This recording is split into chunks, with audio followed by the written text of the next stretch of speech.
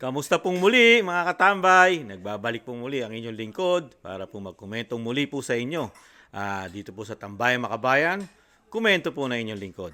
Ito po, komentuhan po natin mga katambay. Ito pong mga nakaraang araw lang po ito mga katambay. Ito pong kaganapan sa religion naman po ng JIL mga katambay. Mga katambay, pinamumunuan po yata ito ng mga Villanueva, yung ama ng Senador Joel Villanueva, yung JIL.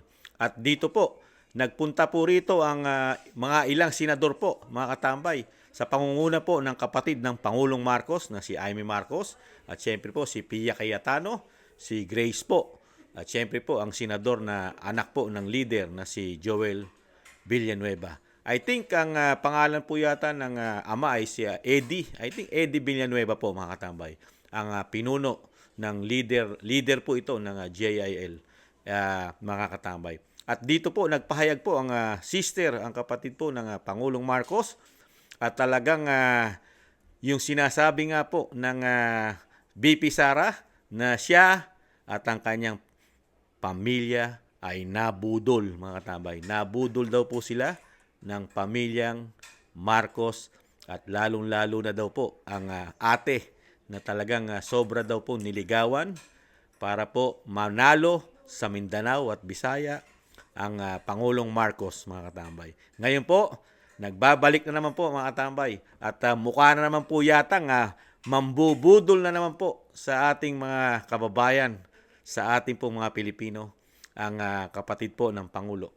Dahil dito po sa kanyang speech po sa JIL ay talagang nakakagulat po.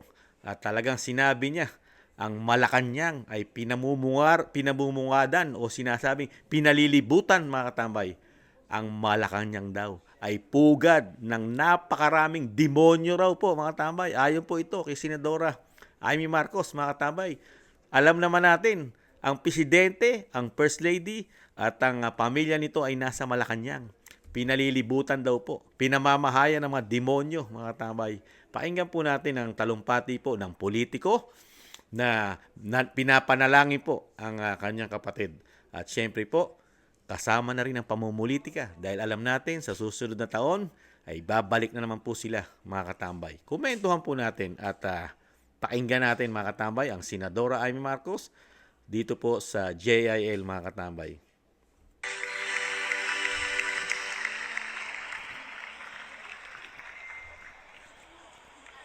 Maraming salamat sa ating pinakamamahal na Majority Leader, Joel Villanueva. At ang ating Bishop, pinagpipitagang minamahal na Brother Eddie Villanueva. Andito rin ang ating kabarkada, Norsagaray Mayor Merlin Helmar. At sa lahat ng mga pastor, kasama ng aking escort, Father Leo, ang ating brother, ang ating mga senador, andito po kami, si Joel, Pia, si Grace at ako, para makiisa sa JIL at manalangin sa ating Panginoon. Panginoon Diyos, inalay namin sa iyo sa araw na ito bilang mga saksi ng minamahal at pinagpipitagang Brother Eddie Villanueva, ang lahat ng aming isipin, gagawin at sasabihin.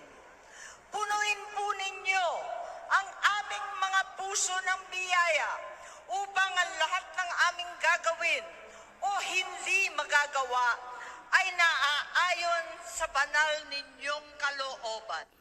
Politikong-politiko po talaga, no, si Senadora Amy Marcos. Pati po ba yung sinasabing speech about sa panalangin, mga katambay, nakasulat pa. Nakasulat, binabasa, mga katambay. At mukhang hindi pa siyang gumawa dahil hirap na hirap po na medyo sa kanyang pagbabasa. Kung siya po ang gumawa nito, talagang madali pong i-memory ito, mga katambay, di ba? Kaya lang mukhang meron pong gumawa ng kanyang speech at talagang binabasang politikong-politiko po ang dating, mga katambay. Ituloy po natin. Tulungan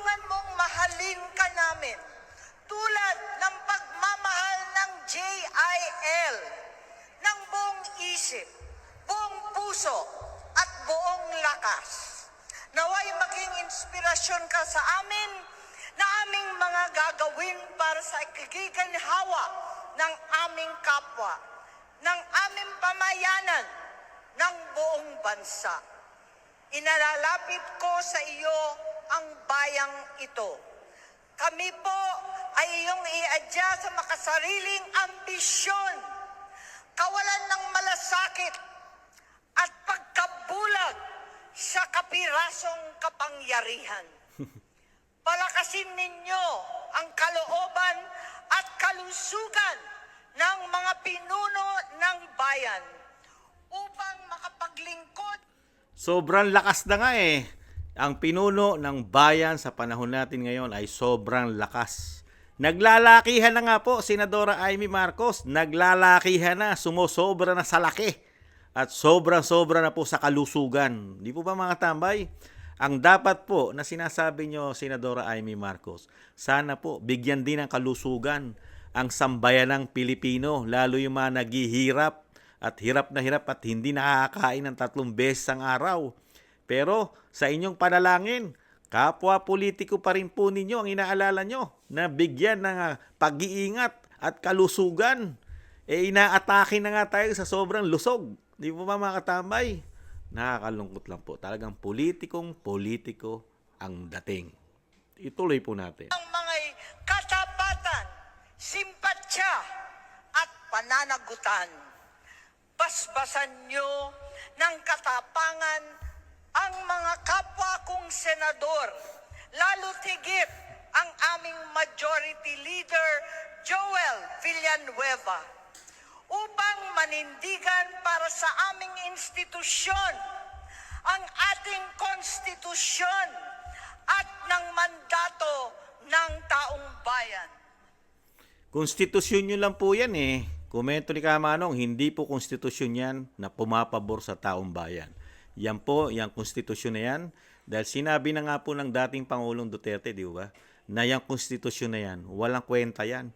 Pinakabulok at pinakaraten na konstitusyon. Yan po palang minamahal nyo, Senadora Amy Marcos, at kasama pang majority leader na pinagmamalaki rin nyo po na si Joel Villanueva, mga katambay. Yung pinaka-worst at raten at pinakabulok na konstitusyon, itong dalawang ito, Senado raw po at Kamara, pag si dating Pangulong Duterte ang nagpahayag. Tapos, sasabihin nyo po ngayon na minamahal po ng taong bayan yan, dyan nga po natutuklasan ang sobra-sobra at isang damukal na korupsyon na binunyag po ng ating Vice President.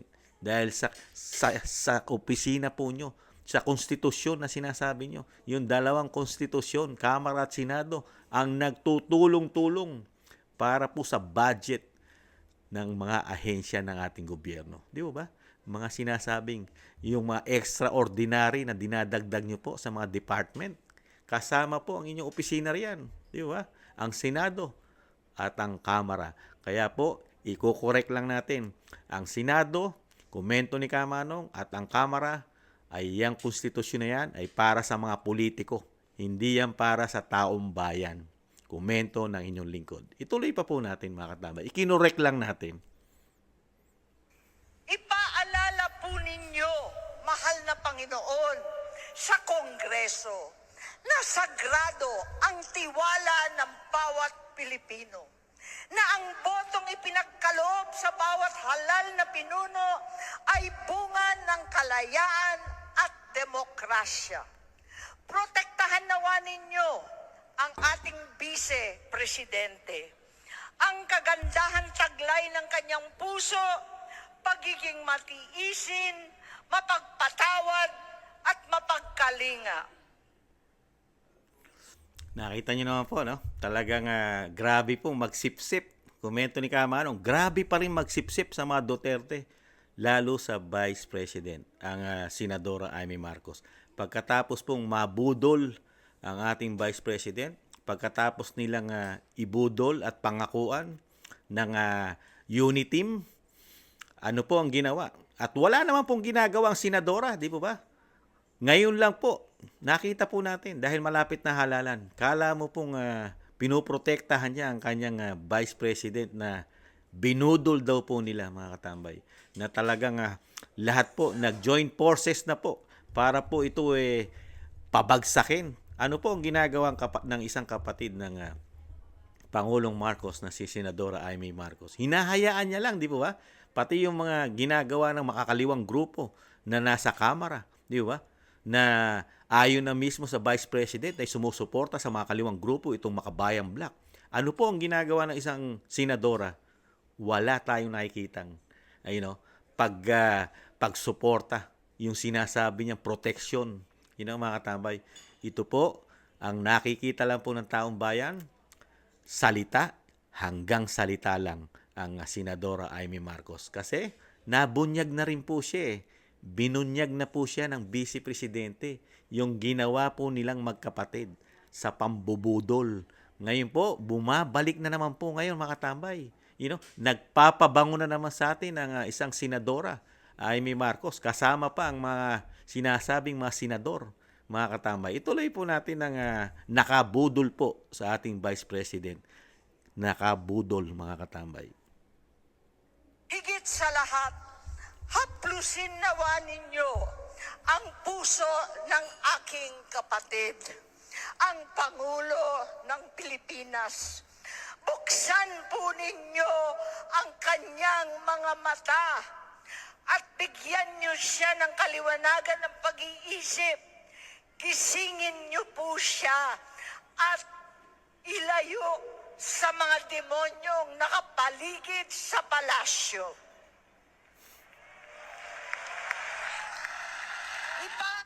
Tuwan-tuwa pa po, mga katambay, nasa JIL, mga katambay, nakarinig po ng napakaraming demonyong nakapaligid sa Malacanang. Ang tanong lang po ni Kamanong, ang inyo po bang kapatid na si Pangulong Marcos ay ano po ba ito? Yung minor? Hindi alam? Wala po bang saustong pag-iisip ito? Ang Pangulong Marcos? Ito po ba'y minor? Para hindi alam?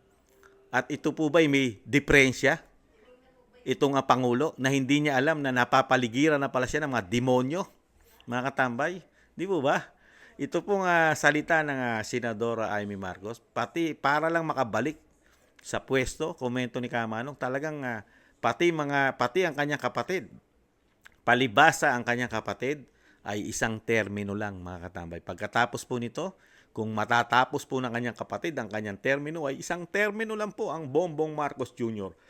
Excuse me po. Hindi katulad po ng senadora na po pwede pong pabalik-balik sa Senado, mga katambay. Tingnan niyo po, dahil sa politika, pati kapatid, sinisiraan, mga katambay, para lang maiangat ng kanyang sarili dahil sa politika. At talagang nililinis pa. Parang walang kasalanan sa nangyayari sa ating bayan ng kanyang kapatid. Di po ba? Dahil isinisisi po sa nakapaligid. Mga katambay, sa nakapaligid sinisisi ang nangyayari sa ating bayan, mga katambay, sa napakalaking korupsyon na lagana po sa lahat halos ng ahensya ng ating bansa. At yung mga sinasabing natutunaw, tinatangay ng baha, ito po pala pagka si Senadora Amy Marcos ang ating paniniwalaan, ang may kasalanan nito, yung mga nakapaligid ng mga demonyo sa Pangulo, mga katambay. Nakakalungkot lang. Dahil sa pamumulitika, talagang gagawin ang lahat para makabalik sa pwesto. Di ba? Pati demonyo, isinama na sa pamumulitika, mga katambay, ang mga demonyo ayon po sa senadora. Ito po, pakinggan pa po natin. Alam ninyo sa kanya ang pangarap ng aming Ama para sa ating bayan. Maging gabay, sana ang kasaysayang humubog sa aming pamilya. Napakinggan niya ang sumamo ng nakararami. Huwag bugyuin ang mga nagtiwala. Huwag sayangin ang pagkakataon. Huwag na huwag ipaubaya ang bayan sa mga sakim at uhaw sa posisyon. Oh, man. At sa barang araw ng panunungkulan, laging ihuli ang anuman pansarili.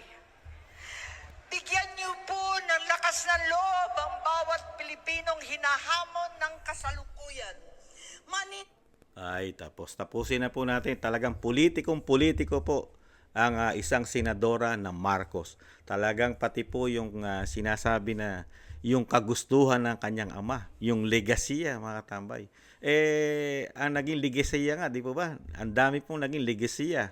Ayon po ito sa mga matatanda po natin, yung iba po ay pinagpahinga na, di po ba? Ang sinasabi po mga naging legasiya, yung sinasabing pagiging diktador ng dating Pangulong Marcos Sr., di ba? Yung pagiging magnanakaw, di ba? Corrupt, at yung sinasabing sobra-sobrang pagpatay o yung EJK ng dating Pangulong Marcos, yung mga ligasiya, at yung sinasabi naman po mga nagawa, mga katambay, nakakahiya naman po sa pamilya Marcos na nanungkulan ka ng mahigit 20 taon kung wala kang magawa. At yung mga ginastos po at pinondo naman po doon sa mga proyekto, hindi naman po pera ng Marcos yun. Komento na yung lingkod. Yung po ay pera ng taxpayer. Di po mga katambay. At hindi po natin dapat ipagpasalamat po yun sa presidente. Dahil trabaho po ng presidente yun. Naiyayos mo o bigyan mo ng proyekto ang iyong bansa. Di ba? Yun po ang dapat sa tamang termino, komento po na inyong likod, ang dapat po pagpasalamatan po ron, yung nagpondo. Yung nagbigay po ng pera do sa proyektong nagawa ng Pangulong Marcos Sr. Dapat po isasama sa pagpapasalamat yun. Di ba? Dahil hindi makakagawa ng proyekto ang isang Pangulo kung wala pong taxpayer. Di po ba? At walang magpapautang pa sa'yo. Di po ba? Yun ang tamang, yun ang tamang logic. Di po ba? Huwag po natin i-credit, kahit yung kay dating Pangulong Duterte, yung build, ang i-credit lang natin sa mga politiko, yung kanilang ideas. Pero pagdating po doon sa proyekto, pera pa rin ang bayan yon. Pera pa rin ang bayan, mga taxpayer. At dito po sa nangyayari po sa ating bansa, mga katambay, lalong-lalo na po dito sa sinasabi po ng Amy Marcos na talagang ang kanyang kapatid ay napapamungara o napupuno o napapalibutan, mga katambay, napapalibutan ng mga demonyo, mga katambay. Di po ba? Pagka demonyo na nakapaligid sa iyo, ibig sabihin nun, demonyo rin yung pinapaligidan. Di ba? Yung pinapaligidan o pinapaligiran ng demonyo, demonyo rin yun. Di po ba? Dahil lang demonyo, takot sa mabuti. Takot dun sa sinasabing makadiyos. Di po ba? Yun ang logic dun Di ibig sabihin pagka nakapaligid sa Pangulo ay puro demonyo, di ibig sabihin ng Pangulo, komento ni Kamanong, isa rin palang demonyo. Dahil mga demonyo yung nakapaligid sa kanya. Di po ba? Kasi pagka mabuting tao ka at malinis ang hangarin mo sa bayan na nakapaligid sa iyo, mabubuting tao. Di po ba? Logic.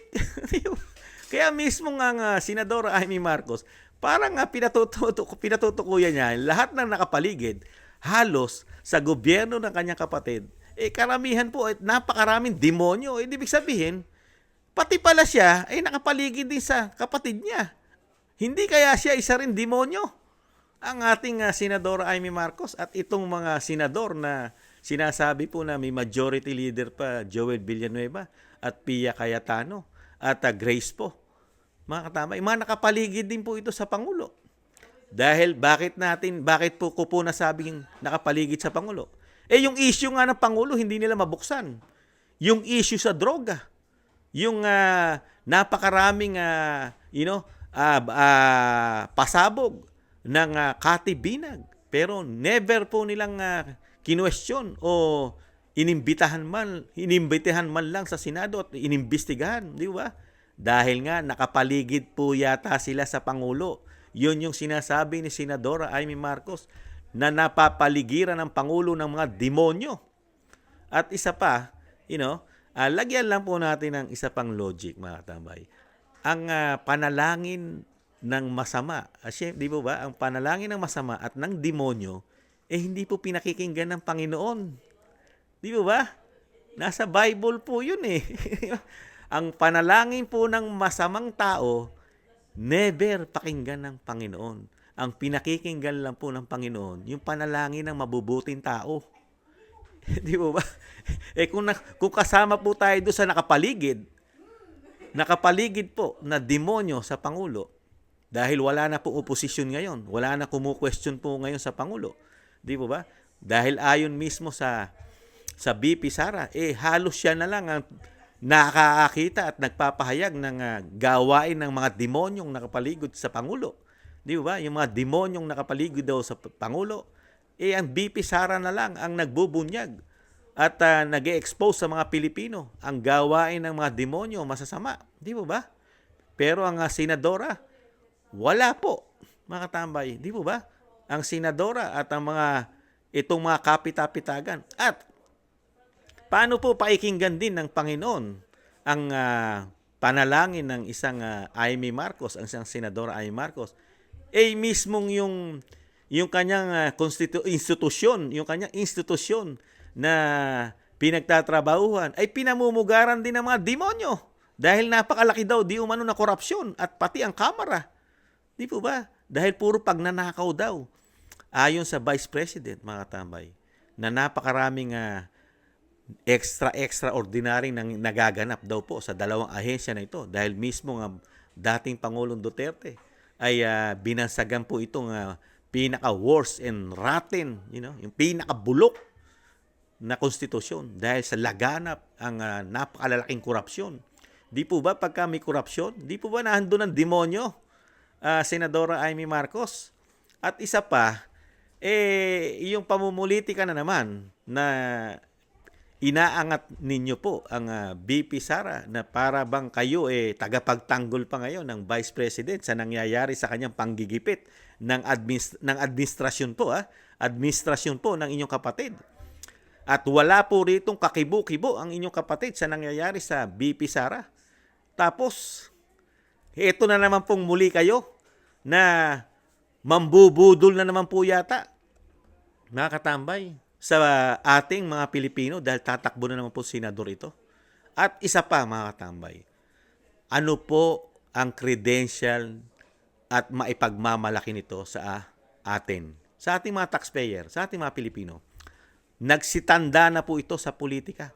Napakatatagal na pong politiko nito, mga katambay. Itong mga senador, congressman, pinakamatatagal po ito. Ikumpara mo sa presidente at vice president. Ang vice president at ang presidente, 6 na taon lang yan, mga katambay. Pero ang mga senador, congressman, ilang termino po yan. Pwedeng magpaulit-ulit. Hindi katulad ng presidente. Hindi pwedeng umulit. Ang tanong ni Kamanong, ano ang nagawa nito sa bansa? Meron po ba? Maliban dito sa in-expose ni BP Sara na napakalalaking korupsyon na extraordinary nilalagay sa mga departamento ng ating bansa na dinadagdagan nila ng bilyon-bilyon ang mga kickback di umano nila. At ano ang bansa natin ngayon dito sa mga politikong ito? Komento ng inyong lingkod. Ano ang itsura? Ano ang kalagayan ng ating bansa, mga tambay? Nagtatanong lang po inyong lingkod. Kayo po, ano po sa tingin nyo? Kung si Kamanong ang tatanungin nyo, napakahirap ng sitwasyon ng ating bansa. Lalo na ang mahihirap nating kababayan. Bakit ko nasabi? Unang-una, hirap makakuha ng trabaho. Di po ba? Napakamahal na mga bilihin sa ating bansa. Di ba? Hindi mo sana yan maiinda eh. Never mo sana mainda yung kahirapan kung napakaraming trabaho ang pupwedeng makuha ng mga Pilipino. Pero hindi eh. Di ba? Saka, ano ang ginagawa nitong mga ito? Paulit-ulit na lang po ito, mga katambay. Paulit-ulit na lang. Pabalik-balik na lang nanunungkulan sa ating bansa. Ano po ang nakikita natin sa kanila? Di po ba wala? Puro sila lang ang yumayaman at umaasenso. Pero ang bansa natin, ang nangyayari, baon sa utang. Binabaon tayo sa utang na wala naman nangyayari sa ating bansa. Paulit-ulit lang po. Paulit-ulit. Minsan lang po tayong sinuwerte. Misan lang tayo sinuwerte sa panahon lang ni dating Pangulong Duterte. Sinuwerte po tayo. Pero ngayon, bagsak na naman po. Sadsad na naman tayo. Minalas na naman tayo. Dahil mismo ang Senadora Amy Marcos ay mismong sinabing maraming demonyo. Napakaraming demonyo sa bagong Pilipinas, mga katambay. Sobra-sobra daming demonyo. Kaya paano po unlad ang ating bansa? Kung puro demonyo ang kasama ng Pangulo, mga katambay, aasenso ba ang ating bansa? Kung puro demonyo ang nasa nakapaligid daw, di pati ang Pangulo, isa na rin demonyo yata. Dahil nga napapaligiran ng di sinasabi di umanong kapwa demonyo. Ganun po ba?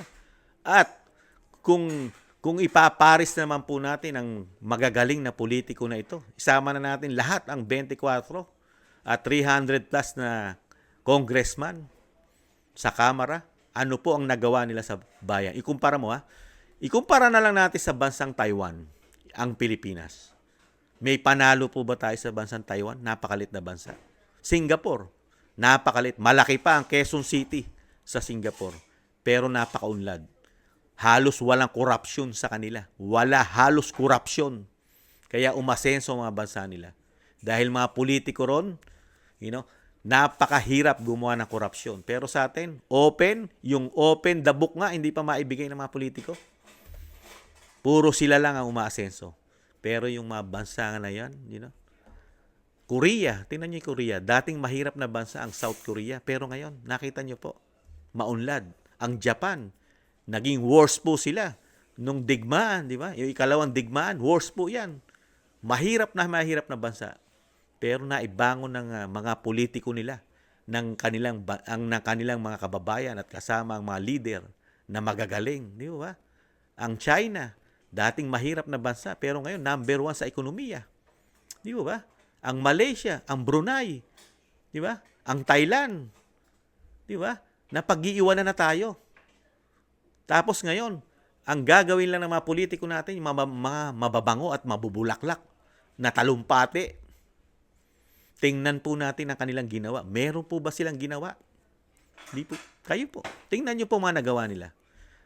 Ang nagawa lang po nila, yung malalaki nilang mansyon at yung mga nabibili nilang mga mansyon, property sa ibang bansa, mga bakasyonan nila.